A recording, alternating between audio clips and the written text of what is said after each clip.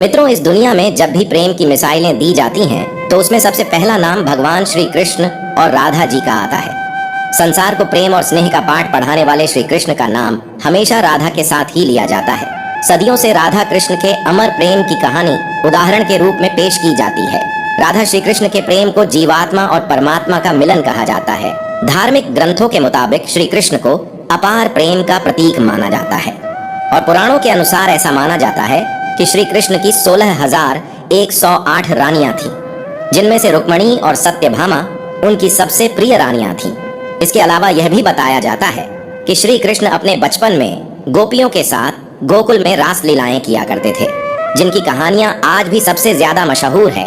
लेकिन मित्रों, सभी को प्रेम सिखाने वाले श्री कृष्ण का नाम आज भी केवल और केवल राधा जी के साथ ही लिया जाता है। आपने जब भी कृष्ण भक्तों को देखा होगा तो गौर किया होगा कि वह हमेशा राधे श्याम नाम का ही जाप करते हैं। इस दुनिया में जब भी राधा जी और श्री कृष्ण के प्रेम का जिक्र किया जाता है तो सभी के मन में अक्सर ये सवाल उठता है कि जब श्री कृष्ण और राधा जी के बीच इतना अधिक प्रेम था तो इन दोनों ने आपस में विवाह क्यों नहीं किया।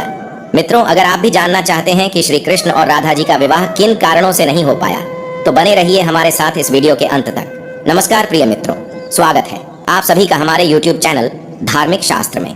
मित्रों, पद्म पुराण के अनुसार ऐसा बताया जाता है कि राधा जी वृषभानु नाम के ग्वाले की बेटी थी और उनका जन्म यमुना नदी के पास रावल नाम के एक गांव में हुआ था और कुछ समय बाद राधा जी के पिता बरसाना आकर बस गए थे।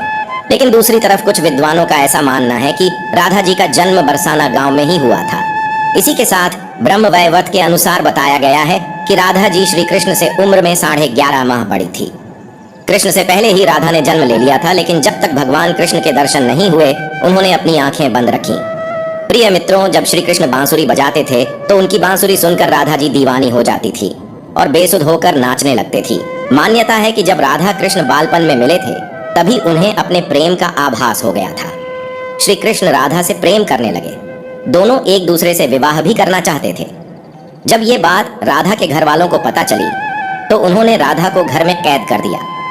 वह लोग राधा और कृष्ण के विवाह से इसलिए भी खिलाफ थे क्योंकि राधा का विवाह कहीं और तय हो गया था।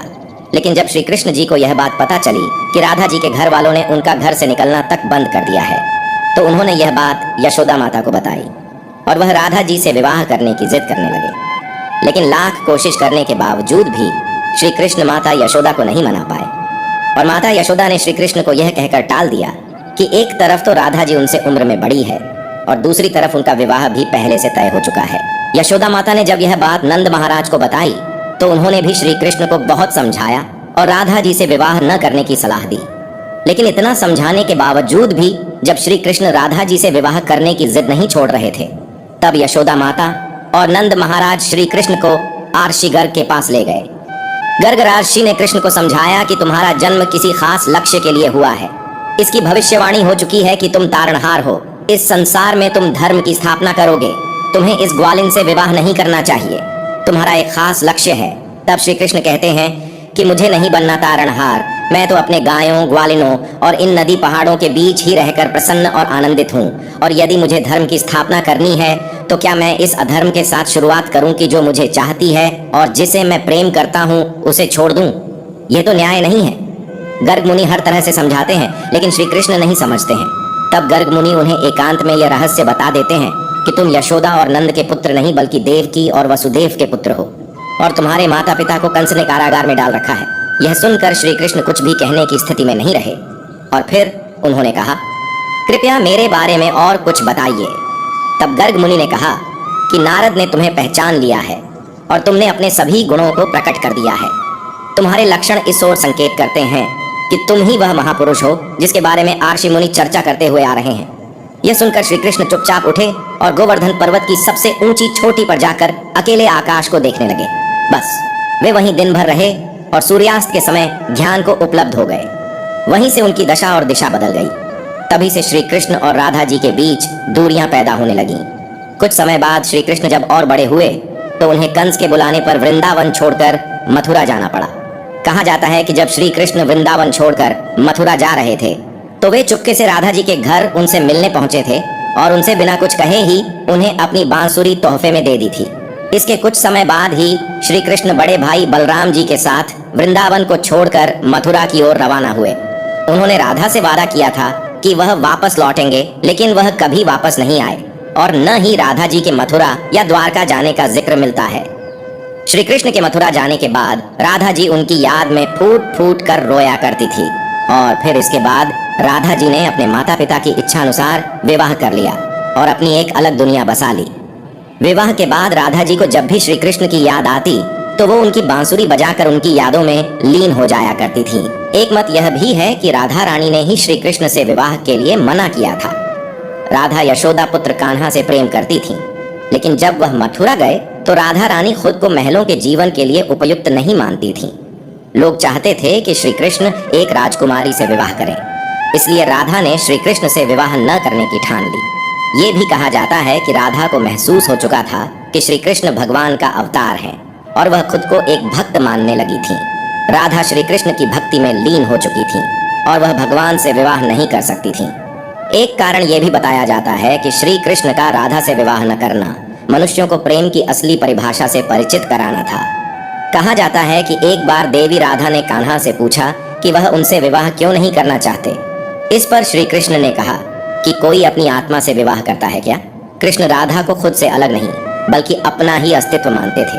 वह मनुष्य को यह सीख देना चाहते थे कि प्रेम भौतिक संबंध नहीं बल्कि आध्यात्मिक प्रकृति है।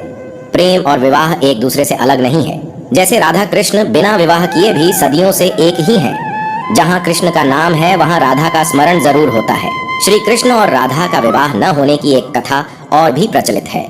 ब्रह्मवैवर्त पुराण के अनुसार श्री कृष्ण की प्रिय राधा उनके साथ गोलोक में वास करती थी। एक बार राधा जी श्री कृष्ण का इंतजार कर रही थी। काफी देर इंतजार करने के बाद जब श्री कृष्ण वहां पर नहीं आए तो राधा जी क्रोधित हो गई और वह श्री कृष्ण को खोजने निकल पड़ी। तभी रास्ते में उन्हें श्रीदामा मिले। उन्होंने श्रीदामा से कृष्ण का पता पूछा तो श्रीदामा ने राधा जी को क्रोधित देखकर उनसे झूठ बोल दिया कि श्री कृष्ण तो आपसे ही मिलने गए हुए हैं। लेकिन जब आगे चलकर राधा जी ने देखा कि श्री कृष्ण एक ग्वालिन विरजा के साथ फल खा रहे हैं, अपने प्राणों से भी प्रिय श्री कृष्ण को किसी अन्य स्त्री के साथ फल खाते हुए देखकर राधा रानी से रहा नहीं गया और उन्होंने विरजा को श्राप दे दिया कि वह इस गोलोक में और समस्त भूलोक पर नदी का प्रवाह बनकर बहती रहेगी। राधा के श्राप के कारण विरजा नदी का रूप लेकर वहां से अंतर्ध्यान हो गई और श्रीदामा के झूठ बोलने पर राधा और भी ज्यादा क्रोधित हो गई और उन्होंने श्रीदामा को यह श्राप दिया कि वे अगले जन्म में राक्षस कुल में जन्म लेंगे। तब इसके जवाब में श्रीदामा ने राधा को पृथ्वी लोक पर मानव रूप में जन्म लेने का श्राप दिया। साथ ही श्रीदामा ने राधा को यह श्राप भी दिया कि मानव रूप में वह सदा अपने प्राण प्रिय श्री कृष्ण को पाने के लिए तरसेंगी। अगले जन्म में इसी श्राप के कारण श्रीदामा शंखचूड़ नामक असुर बना। वहीं श्राप के कारण राधा रानी को वृषभानु और कीर्ति की पुत्री के रूप में जन्म लेना पड़ा। पृथ्वी लोक पर जन्म लेने के कुछ समय बाद राधा रानी के जीवन पर पूर्व जन्म में मिले श्राप का असर पड़ना शुरू हो गया। रासलीलाएं समाप्त कर श्री कृष्ण को कंस से युद्ध के लिए वृंदावन जाना पड़ा और यहीं से राधा और श्री कृष्ण के वियोग की शुरुआत हुई। श्री कृष्ण के जाने के बाद राधा का विवाह एक वैश्य रायाण से हो गया और वे सदा के लिए श्री कृष्ण के प्रेम से दूर हो गईं। राधा के बारे में कहा जाता है कि वे अपने पति वायाण के पास अपनी छाया स्थापित कर वापस वैकुंठ लौट गई थीं। तो इस तरह श्रीदामा के श्राप के कारण राधा और श्री कृष्ण का मिलन नहीं हो पाया था, लेकिन इनका प्रेम आज भी अजर अमर है। तो प्रिय मित्रों, इसी के साथ आज की वीडियो में बस इतना ही। जय श्री कृष्ण, राधे राधे।